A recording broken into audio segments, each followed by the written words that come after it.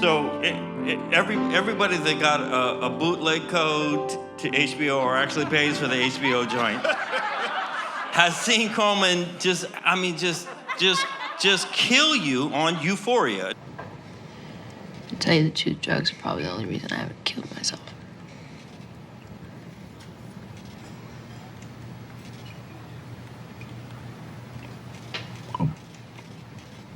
Now we're talking. Now you're being real. Now you're being honest.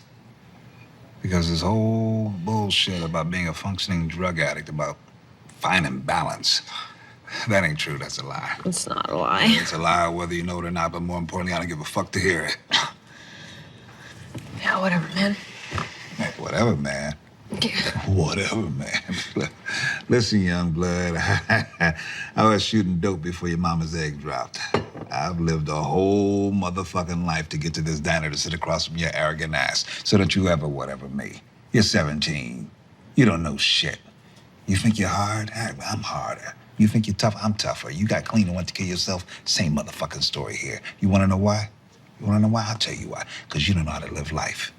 You don't have the tools. You're too busy running around trying to bullshit everybody into thinking you're hard and you don't give a fuck, when in reality you give so much of a fuck you can't even bear to be alive. So guess what? New rule. No more wasting my motherfucking time. You want to use, but the least you can do is be honest. Own that shit. I mean, just amazing. But in that, you're so, as character-wise, function-wise, you are on the outer ring or at the innermost core of that. Is that, so how did you think about the story that way, which is clearly following these youngsters? I mean, she still look young, but they're really young.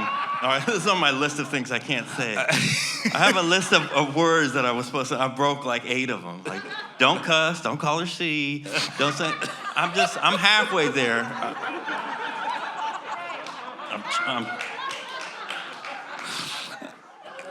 Don't let Colman gather me mid-show. He's not going to make it. He's not going to make it, just so you know. I think, well, first of all, you guys... This is not Jimmy Kimmel.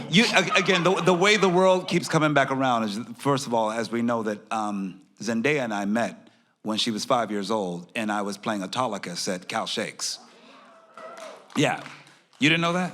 I don't know what the play is you're referring to, but I think it's Shakespeare. Winter's Tale. It's a little bit of Shakespeare. Well, because I'm sitting with Zendaya, I just got to tell the story because it's just interesting and it's very specific. I'm sitting with Zendaya, season 1. We're sitting on a stair after, like, waiting for a setup of something. And she said, where are you from? I said, I'm from New York, whatever, I said, where are you from? She said, I'm from the Bay Area. I said, oh, I used to live in the Bay Area. Oh, yeah, really? Oh, my mom used to run box office for Cal Shakes. I said, get out of here. I was at Cal Shakes for many years. I know Cal Shakes.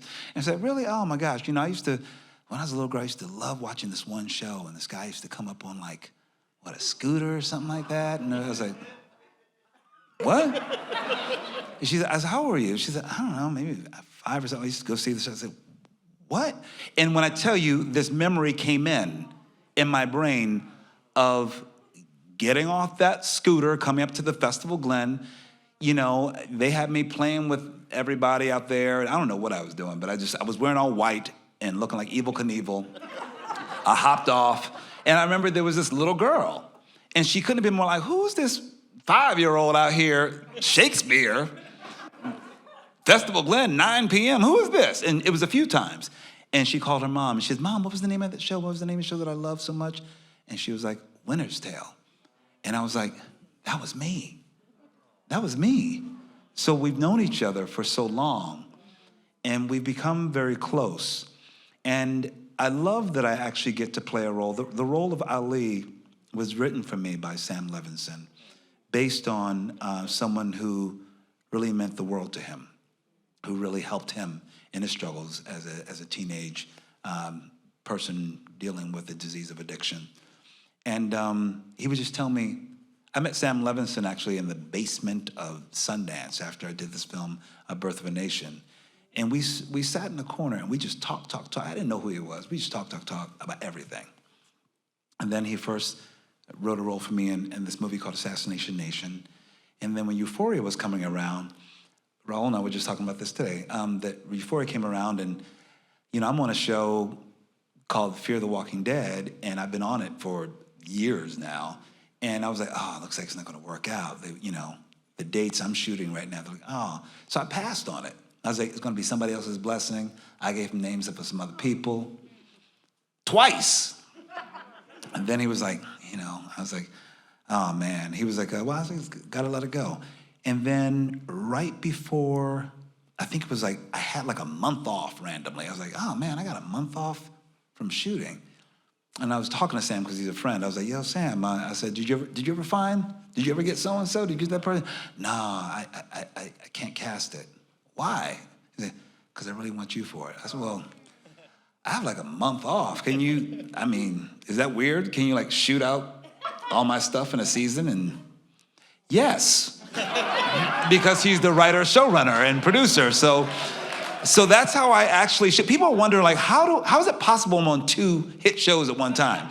Because I deal personally with people. The institution is gonna do what they're gonna do. If I ask permission, it would never happen. But between artists, I'm like, yo, I'll fly from Austin and shoot and be there and fly back if we can do this, if we can get our AD department on the same page, great. So that's what I do. I do it now. I will shoot 1 episode of Euphoria. I will go in and shoot a whole episode out in 1 day, like I did one of these episodes, the last one that was just premiered. I shot all my scenes in 1 day. They had to just go back to back. And I really flew in from Austin, Texas, where I'm shooting Fear, shot it out in 1 day, and then flew back. But you make it work. And I feel like it's like, I always think that if everyone wants to be creative and we all want the same thing, let's try.